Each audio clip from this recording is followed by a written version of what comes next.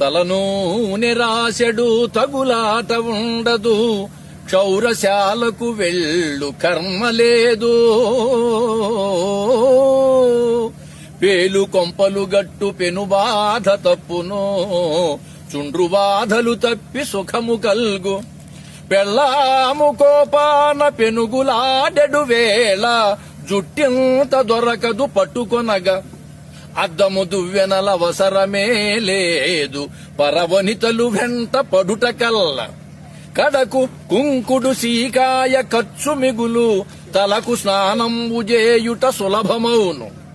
ఇన్ని గణనీయ లాభంబులెంచి చూడ, బట్టతల కల్గువాడే పో భాగ్యశాలి.